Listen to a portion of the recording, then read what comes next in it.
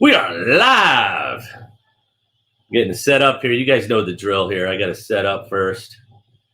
Make sure I share business page to personal page. We're on location.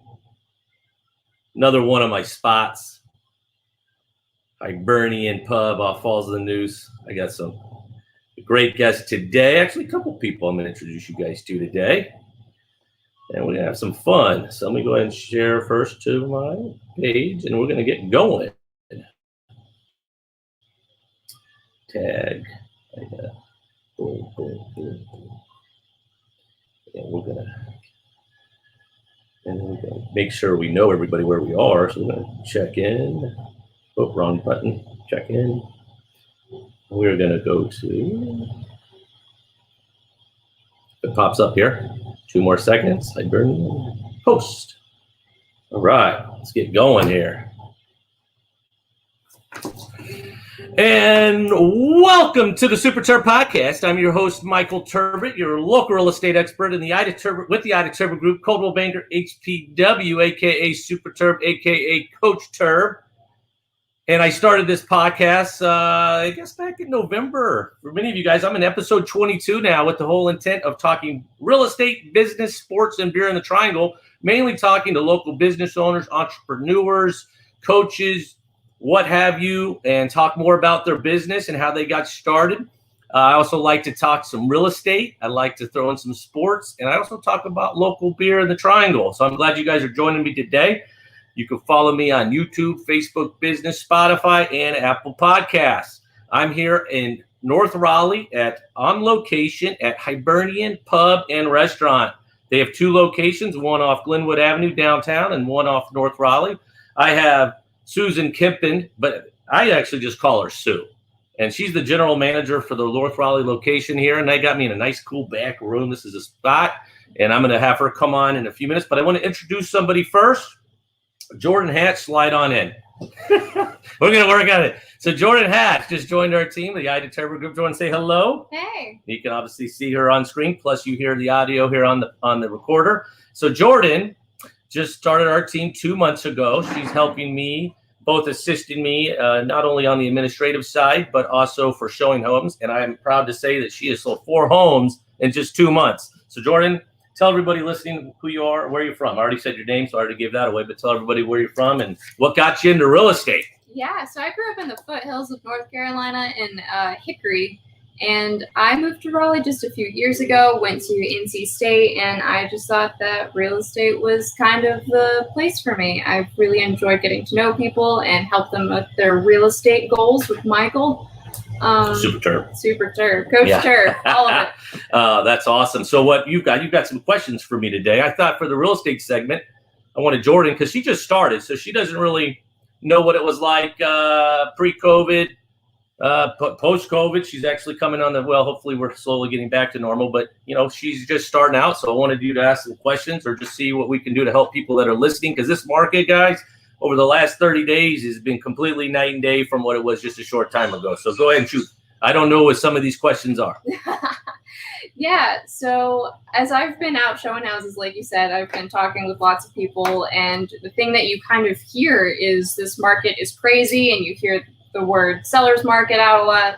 So I just thought it was kind of a good thing to touch on. What is a seller's market, and how did we get here? Like COVID happened, and then all of a sudden it was hectic. It's a great question. Great question. I'm going to try to give you the Cliff Note version. So a seller's market is obviously a market in which you have more demand for the supply that is available for buyers to purchase. And prior to COVID, which hit us, almost 14 months ago, March of 2020, we were already on a decline with supply in our market, which stemmed obviously from the recovery from the financial crisis, which started in 2009. I remember a couple of years ago, just so, when you look at inventory, you look at a market, you want the inventory to be around a 5 to 6 month supply to have a buyer seller market. Prior, just a couple of years ago, so January of 2009, I started in 2006, went into the financial crisis. So we've seen that came on the back end of that. We had a 19-month supply of homes. Wow.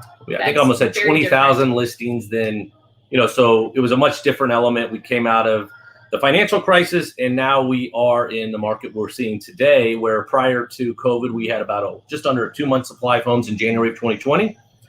We had an 11-year high in refis in January of 2020, not for people pulling money out of the home, but mainly to make their mortgage payments lower, take advantage of the low rates. You combine that now with COVID hitting, a lot of people staying put. Really, the lateral move is not what it used to be. I have people that are buying, but they actually do what we call home equity lines of credits. We do a bridge loan. They want to find out where they're going before they sell, or they are building, or they're moving out of state. Fast forward a year, we have seen a dramatic change in our market. We are down 76% per the Trying to Molest stats from March of 2020 to March 2021. That's huge. Our average appreciation now has gone up 14%, where our average sales price now in Wake County is $421,000. So now when homes go live, it's not if, it's just when you need them and how many offers there are. There's no better time to sell. Obviously, a lot of people are asking, where do we want to go? Where will I move? And then I ask them, where do you want to live? A lot of people now are working virtually. We have 70 people a day moving back here from out of state. I think it's actually more than that, because people can actually live in North Carolina and work somewhere else and take advantage of the great prices here, the weather, the universities, the schools, what have you. Yeah. No, there's a reason why I moved here from Hickory, and there's nothing against Hickory. It's just that Raleigh really does have it all. And then honestly, like you said, with the housing market and just so little inventory, it feels like we're in a shark tank, and every house that hits the market is just getting snapped up so quickly. So with some people, I think that it seems like people are used to almost offering less than what the listing price is. Thanks, Linda. And then we got Christine chiming in. Hey, Christine. I like that. I love it. Thank you. And so what was the question? Yeah, so with houses being snapped up so quickly, I think it's so different from what it used to be in the past, where, you know, if a house was listed at 300 and someone wanted that house, they would go in a little under. So what do we need to expect as buyers today? Buyers really have to be prepared before they even get into the game. They need to be pre-approved. That hasn't changed. You need to know what you're comfortable in spending. Buyers have a lot more buying power now because rates are still so low, historically low, low threes, mid threes. There was a point last year, that they were in the high to mid twos. Yeah. So buyers have to know exactly where they need to be. If they're qualified, say to 400,000, honestly, we probably need to cap your search at 375, even 370. The demand is so great and the competition is so fierce that many people, list price is just really now a starting point. That's it. And so when you go into an offer, we look at comps. Obviously, we try to do the best I can. Appraisers, by the way, have been doing a phenomenal job trying to keep up with this market and the appreciation. And then at that point, there's other dynamics, which I could get into, as well as due diligence, which is due diligence money in North Carolina, which is non-refundable money. When you put down your offers, you go under contract, you're basically buying that time to decide if you want to buy the home. But now we're seeing due diligence checks or offers anywhere from $10,000 to $100,000, depending on price point and demand. It's been crazy. I've heard some crazy stories. Because everything's negotiable. And so when they put down their offer, that money's credited back to the buyer at closing. So they're not going to back out. And they're also prepared to pay the difference between purchase price and appraised value. So now the due diligence is king and talks volumes for everything. So that's where we are. So you just have to be well prepared. You want to make sure you're with an agent that's been through this. Obviously, we'd love to help you. But I hear so many times people working like, well, I'm going to work with my friend's daughter that just got their license, or my friend's to this. It's no more time than ever, guys. You need to be with an agent that is experienced and they know how to navigate you and get you to the finish line. I get so many calls where they'd be like, Terb, we always said we're going to work with you, but why are we losing? You know, so I always say who you work with matters. And in this time, there's no better case is buying or selling, because there's also a game plan to get my sellers absolute top dollar. And that's part of the reason why I joined the team in the first place. I had heard great things about the Ida Turbo group, and after joining it, I can see why, between you and Colleen and Ida and Christine and Matt and everybody on our team. You got hundreds of years of experience, it's literally. True. So it's true. Every deal is different, and between 18 people that we're all close knit, we have a lot of experience between all of us. No question. What else you got? I like this. I like these questions.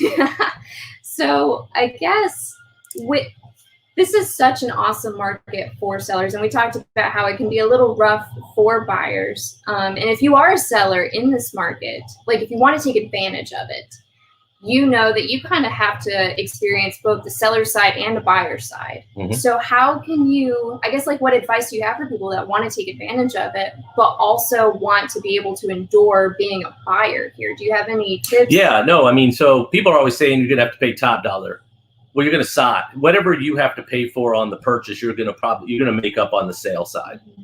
Where I tell people everybody wants to win when they negotiate or buy a home. Mm-hmm. Anything you do, you always want to feel like you win. I tell my clients, you win by getting that house at the rate you're going to get this rate at. That's fair. So by getting the home, and you're going to be there for an extended period of time, you're going to be, in years to come, you're going to laugh at the rate that you locked in at, whether you're in that home 5, 7, 10, 20 years.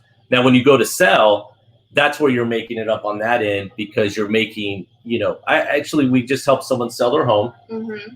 2.5 years ago, they sold their home. They bought it for $486,000. Well, I'm not going to be specific, but in just 2.5 years, they've almost made $180,000 on that investment. That's crazy. $180,000 investment in this market. Then the other question is, well, Terb, how long is this going to last? I don't see it ending anytime soon, because the people that are purchasing these homes have equity. It's totally night and day from 10 years ago when we had the financial crisis. People that were buying homes back then was very risky financing, stated income. People were buying homes that shouldn't be in homes. And then they were also putting zero money down. So when the bubble burst, and in our case, we just had a lot of inventory,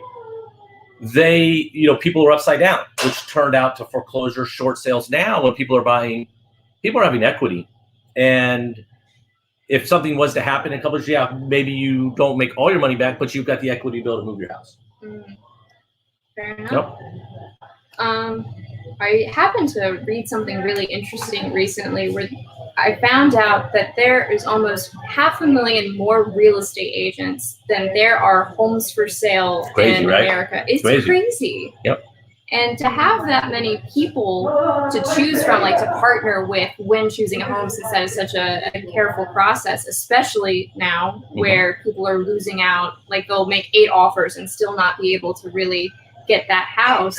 How do you choose the correct agent to work with?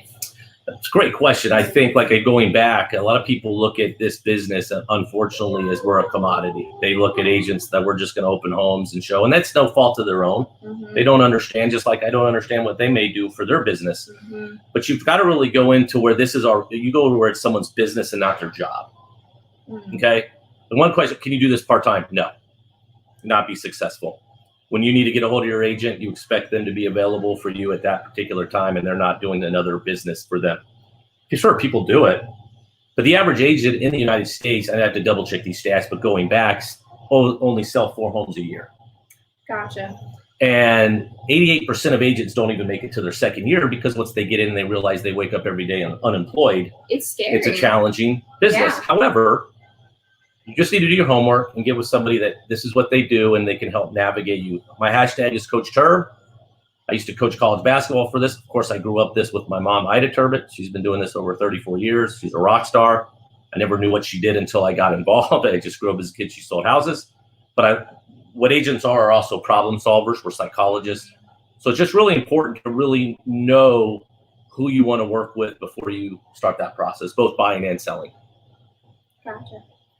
I guess my last question is, we always talk about how who you work with matters. Mm-hmm. Do you have any tips for new agents who really want to just go above and beyond for their clients, but they're trying to learn really fast at the beginning because there's just so much to take in?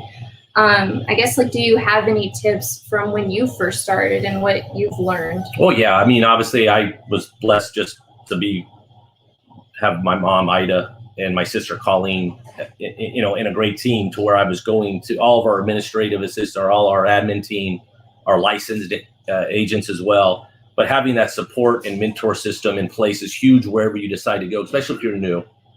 There's opportunities to go and join other firms that are, maybe don't have brick and mortar or what have you. And you got to find that right fit for you. But I know being able to lean on somebody or have that experience to help navigate you through the waters is huge. As far as other things, is know your numbers, become an expert of the community, know your stats, because if you know your stats, you know how you have to attack things such as buying and selling, and know also how to market. So a lot of it's just learning. I've been doing this 15 years and I'm evolving. The last couple of weeks, it's amazing that I evolved in just helping our clients accomplish their goals. That's the other thing, is always be open-minded. No one's perfect, and always strive to learn and get better at your craft. So, and I got a little side of there's Betsy. Shout out to Betsy Kopp. She just joined our team, so she's going to do great things. So, you got anything else? That covered all. I like this segment. Ask questions with Terb. This is fun. All right. Well, I'm going to take a quick break, and I'm going to bring Sue. Sue's actually, I think, making a fish sandwich for me right now. I may get a Guinness, guys. I need a little mid-afternoon Irish drink. Let me know. Are you going to be ready? You may have to crawl in all over here, though. She'll have to crawl or she'll go on. You can go all right. I'm going to take a quick break, guys. I'm going to bring Sue Kip. Is it Kempen? Sue Kempen. She's joining me on the other side. We're going to have some fun. All right, guys. Stay tuned. She's coming right now, and I'm going to pick it up on the other side. It's good talking with you guys.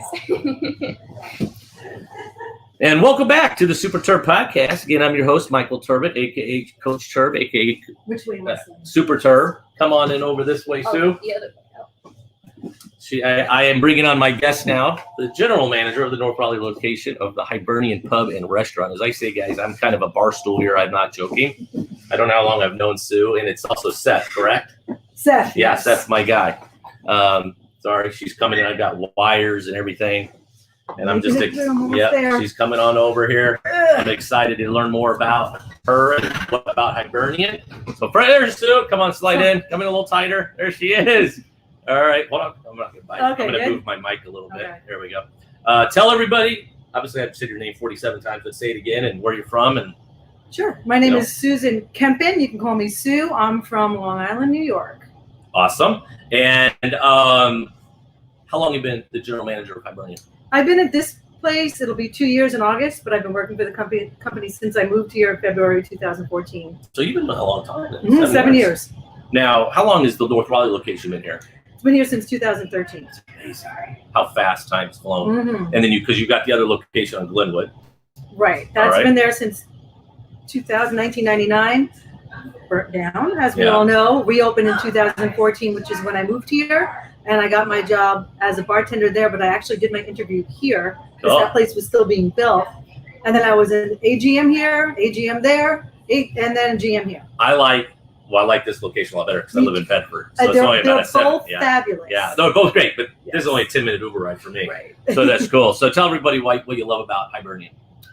Well, first of all, I love the company. They've been taking care of everybody really well during the whole pandemic shutdown. I'm proud to work with this company because I think our product is really good. We have great food. And I love this location, especially because you walk into it and it really feels like you're so cool. Transported to Europe. I mean, it's just got the dark mahogany wood and the artwork that's all around. Oh, it's cool. I love it. The atmosphere. You got different segments. You get the fireplace feel. Again, then you still have the outdoor, which we were inside, which was a great call. It's a little loud today. A little loud. We have a lot of we're on Falls of News, and there's quite a bit of traffic. Yeah. You mentioned the menu. So how do you guys come up with the menu? How did you do that? Well, we have a guy who runs our menu. Slide it a little closer to me. There we go. He's our corporate chef. I'm double vaccinated, by the way. My number 2 is tomorrow. Get some rest. Yes, I know. I took off Friday already. Cool. Niall Hanley, who's the owner of the company, and a lot of these are the authentic dishes that you would get in Ireland. I actually was at his family's pub in Claremorris a couple of years ago. I stayed there, and they had these salmon and all that. I mean, we have the Reuben, we have the fish and chip, we have the shepherd's pie, corned beef and cabbage. It's all good. My favorite is, there's a couple. You like our Philly cheesesteak? The Philly cheese. Very Irish dish. Philly cheese is the fish sandwich, though. Yep, which we ordered for you already. And then we got an appetizer. What's the appetizer I like? The with the horseradish dip. It's on my tip of my tongue. It's the the mushrooms. No, the other one. I can't believe I'm having a moment here. Firecracker shrimp. No, I love firecracker shrimp too. Oh, I know the one. The Philly egg roll. Yeah, the egg rolls. Same Philly stuff. That's right. No, it's awesome. And of course, I'm actually. I'm gonna run tonight. He's drinking it, not me. We talk local beer too. Well, granted, this is all the way over from Ireland. All of them are. Yes. They don't make Guinness anywhere else. What separates Hibernian from other restaurants in the area? I think in general the atmosphere would separate it. There's a lot of Irish pubs around. They have almost like diner style menus. They're very big with a few authentic dishes. We of course implement American cuisine too, but I think the biggest thing is just what it feels like when you come in here, the decor, the friendliness of the staff, the way they're treated. I think that separates us mostly. The authenticity of the atmosphere. No, again, people have to come check it out. If you haven't been here, you're going to tell everybody how to, your location, come and find you guys. Now, obviously a year ago for everybody, 14 months, something called COVID-19 hit. Yeah. Right hook. No one had it. March 16th was when we shut down. How have you guys adjusted? Tell everybody how, because it was obviously, we've never seen this in our lifetime, 100 years really. So what did you guys do to continue to make people feel safe and still have that same service for people? Well, from day one, when we closed down, we opened up to do curbside. I mean, we adapted really quickly. The team had a great plan, getting the managers together to run the stores. We pulled managers from some of our other locations that didn't serve food and just kept it going that way. The reopening, we follow every guideline. Yeah. We've done it from day one. Even though now we're at 75% occupancy, we still can't seat more people because we still have to keep the table 6 feet apart. Yeah, I see that. Just in its other places, like, I know it's not restaurant, but like the Hurricanes, and I took my son to a game there. And I know we can, I think, 50% there, but I think it's adjusting. Those dynamics haven't really changed it from the inside. So we have our staff in masks all the time. We have sanitizing stations all throughout the building. We have the 6 feet distancing. We use individual salt and pepper packages, nothing that multiple people can touch. No ketchup caddies. We don't even have the candles on the table. Anything that multiple people can put their hands on. We have throwaway menus. No, so we've just, from day one, we've been doing it. We're still doing it. What? Because it's not over yet. No, and that's the thing. I think we're hopefully seeing the light at the end of the tunnel, but we still have to be aware. Right. It's great though, going to places and start seeing more and more people out. I think that's great. And heck, when they get rid of that mask mandate, I'll be the first person. Yeah, just be excited to have it. Be happy about it. I don't know that the staff will be taking it off right away, but we'll see what happens. Play it by ear. I think that's going to be around for a while. So that going to your staff, it's a great segue here. You come in here, you do feel like home. How I think another thing that separates you come in, people know your name, people take great care of you. How do you guys find such great people to work for you? Well, part of the positive of this place, also working here as a GM, I was here as an AGM a few years ago. Well, there's very little turnover. Mm-hmm. Our bar staff has pretty much been the same. We have our 3 staples are Vicky, Rob, and Seth. We've added a couple of new people to it since we reopened. And I just think we have an atmosphere of fun. Very little toxicity around here. We don't allow it. We just all get along. Not saying we're perfect. We're a family. We fight. Oh yeah. Well, I'm not mom. Yeah. I'm a mom. I'm not their mom. But yeah, I mean, we just have very little turnover here. People like coming here, and this is more of a local location just by the demographics of it. We're not downtown, so getting people through the door is more difficult. We want to make sure we keep them. And I'm sure you see a lot of the same people that come in. I do. Yeah, it makes it fun. And people. I love the regulars. The regulars are, rocking what we do. The Steelers fan club here. Now we're going to address that here later. I'm sorry. Because I'm trying to figure out how we get this. Checking out your notes there. We needed a Panthers fan club. I'm not going to say. We're going to talk about that later. You're Giants. Are you a Giants fan? I am. Oh, we have the draft next Thursday. We may have to have a draft. Well, I was going to do it at my Panther room. Have a draft party. Draft party. We just need volume. Yeah, we'll do both. So what's the best experience you could think of being the GM here? Like, is there something that happened, a funny story, an anecdote that just something that sticks out? Nothing that really sticks out in my mind. The best experience here. I think just the whole experience here has been one of the best ones I've ever had. I loved working downtown, but I just love the family feeling of this place. And I've gotten really close with some of the regulars that come in here. We've cried together. We've had a couple of sad events happen recently. Lost a few good customers. And not even to COVID. There's really nothing that stands out. It's my dad, by the way. Thank you. Of course, Dad. And there's Mom. I recognize you from the ads. Yeah, they come in as well. So one thing before I have you tell everybody how to reach you, what have you, and I ask this for every one of my guests. I'm thinking at his I can't say. No what prep is here. the best advice you've ever received, and by who? My dad, and he always said, do the right thing even if nobody's watching it. I love it. That's great. Love I say you, this Daddy. every week. I'm going to take all my guest answers to that question and make a little book at the. I don't know when this will ever the Super Terb A podcast bathroom version? could be whatever we need to do it, but it's going to be very motivational. Well, fantastic. So tell everybody real fast. I'm going to, of course, I'm going to share, post, tag, but let everyone know where you are again and how they've reach you. You can reach us at 919-803-0290. You can make reservations on Open Table, North Raleigh location. Don't mess that up. We're located at 8021 Falls of News Road in Raleigh. Tell everyone that Terb sent you. And you let me know if you came here because of this. That would be because I might buy him a beer. Oh, well, then I'll pay for it. I'm boss. posting it now. Free beer. All right. Well, quick. We're going to take a quick break. Stay with me, though, since you're already tucked in tight like this. And we're going to end it up just talking about the local beer of the week. Okay. Sure. And welcome back to the Super Terb Podcast. Again, I'm your host, Michael Turbot, your local real estate expert with the Attic Turbo Group, Coldwell Banker HPW, a.k.a. Super Terb, a.k.a. Coach Terb. And again, I'm here at the Super Terb Podcast, wrapping up. We talk about the local beer of the week. Well, here's something.